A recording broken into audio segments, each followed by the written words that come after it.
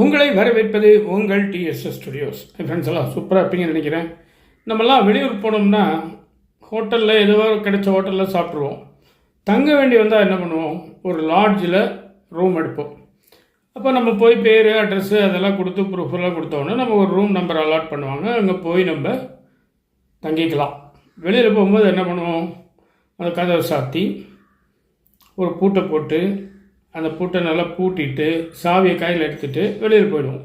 சில லாட்ஜில் சாவியை கவுண்டரில் கொடுத்துட்டு போக சொல்லுவாங்க, அந்த ரிசப்ஷன்னு சொல்லக்கூடிய இடத்துல. இல்லைன்னா சில பேர் எடுத்துகிட்டு போயிருங்கன்றவாங்க. பத்திரமா வச்சுக்கணும், அவ்வளோதான். இது நம்ம பழைய பழக்கம். ரொம்ப காலத்துக்கு முன்னாடியில் இப்படி தான் இருந்தது. ஆனால் இப்போது என்னெல்லாம் மாறி இருக்குது தெரியுங்களா? ரொம்ப ஆச்சரியமாக இருக்குது, புதுமையாக கூட இருக்குது. நமக்கு இதுக்கு முன்னாடி கேள்விப்படாத விஷயமாக கூட இருக்குது. முதல் தடவை நான் பார்க்கும்போது உண்மையிலே அசந்து போயிட்டேன். இப்படியெல்லாம் கூட பண்ண முடியுமா அப்படிங்கிறது நம்மளுடைய விஞ்ஞான வளர்ச்சி, நம்மளுடைய அறிவினுடைய முதிர்ச்சி, ஏதோ ஒன்று அதனுடைய வளர்ச்சி இந்த அளவுக்கு டெவலப் ஆகிருக்கு.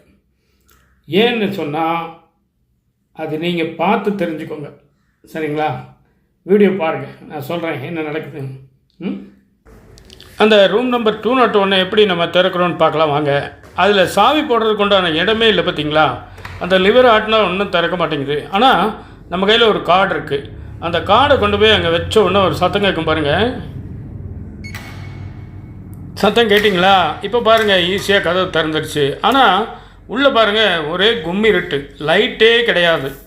நாம் மெயினை ஆஃப் பண்ணவே இல்லை, ஆனால் லைட் இல்லை. அந்த மாதிரி ஒரு சிஸ்டம் வச்சுருக்காங்க. என்ன பண்ணணும்னா, அங்கே ஒரு சாக்கெட் இருக்குது பாருங்கள், அதில் நாம் கையில் கொண்டு வந்த கார்டை அதுக்குள்ளே சொருகணும். அதில் சொருகுனீங்கன்னு சொன்னால் லைட் ஆன் ஆயிடுச்சு. இது ஒரு அருமையான திட்டம்.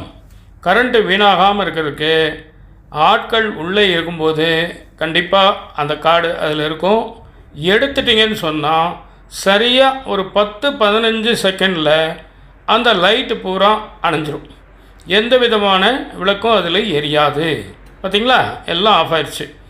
இப்போ அந்த கார்டை பாக்கெட்டில் வச்சுக்கிட்டு அந்த கதவை நம்ம லைட்டாக இழுத்து சாத்திட்டோம்னு சொன்னால் அது லாக் ஆயிடுச்சு. இப்போ நீங்கள் திறந்தீங்கன்னா அது திறக்காது. அதுக்கு மேலே மறுபடியும் அதே ஸ்கீம் தான். அந்த கார்டை கொண்டு போய் அங்கே வைக்கணும். மாற்றி வச்சிங்கன்னா சத்தம் கேட்காது. அப்போ நம்ம திருப்பி வைக்கணும். திருப்பி வைக்கும்போது சத்தம் கேட்குது, பார்த்தீங்களா?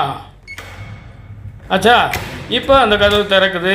அதே மாதிரி அந்த சாக்கெட்டில் கொண்டு போய் அந்த கார்டை நீங்கள் சொருகுனீங்கன்னு சொன்னால் உடனே வெளிச்சம் வந்துவிடும், கரண்ட்டும் வந்துவிடும். இது ஒரு புதுமையான தற்சமயம் லேட்டஸ்டான ஒரு விஷயம். மறுபடியும் அந்த கார்டை எடுத்திங்கன்னா அதே 10 செகண்டில் அந்த கரண்ட்டு ஆஃப் ஆகிடும். ஆனால் கார்டு இல்லாமல் உள்ளே வச்சுட்டு லாக் பண்ணிட்டீங்கன்னா திறக்க முடியாது, சரிங்களா? இது இப்போது லேட்டஸ்ட்டான விஷயம். இதை நம்ம தெரிஞ்சுக்கலாங்கிறதுக்காக சொல்கிறேன். பார்த்துட்டிங்களா? இதில் என்ன பெனிஃபிட் அப்படின்னு கேட்டிங்கன்னா, பழைய காலத்தில் நம்ம லாட்ஜில் தங்கும்போது என்ன பண்ணுவோம், காலையில் 4-5 பேர் இருப்போம். எல்லாம் குளித்து முழுகி எல்லாம் பண்ணிவிட்டு ஈரத்துண்டு அது இது நினச்சதெல்லாம் அப்படியே கட்டில் மேலே அங்கே இங்கே சேரில் டேபிளில் காய போட்டு ஃபேனை நல்லா ஃபுல்லாக சுற்ற விட்டுட்டு பூட்டிட்டு போயிடுவோம். ஆளே இல்லாத ரூமில் கரண்ட்டு செலவாகிட்டே இருக்கும். இது தவிர எத்தனை லைட் எரியுதோ தெரியாது. அதை தவிர்க்கிறதுக்காக பாருங்கள் என்ன அற்புதமான ஏற்பாடு பண்ணியிருக்காங்க.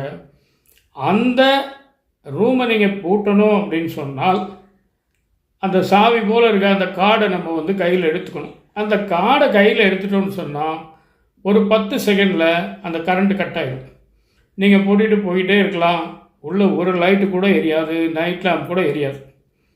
மறுபடியும் நம்ம திறந்து அந்த சாக்கெட்டில் அந்த கார்டை போட்டால் மட்டும்தான் கரண்ட்டு வரும்.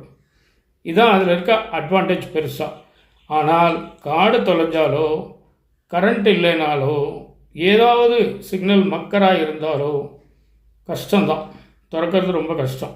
அதில் நன்மை இருக்குது, தீமை இருக்குது. இந்த புதுமையை நம்ம சொல்லணும்னு நினச்சேன், சொல்லிட்டேன். இதுதான் விஷயம். நிச்சயமாக இந்த விஷயம் உங்களுக்கு பிடிச்சிருக்கும்னு நம்புகிறேன். உங்கள் மேலான கருத்துக்களை எதிர்பார்க்குறேன். மீண்டும் அடுத்த எபிசோடில் சந்திப்போமா? அதுவரை உங்களிடம் விடைபெறுவது உங்கள் அன்பன் டி. சண்முக சுந்தரம், போத்தனூர், கோயம்புத்தூர். நன்றி, வணக்கம்.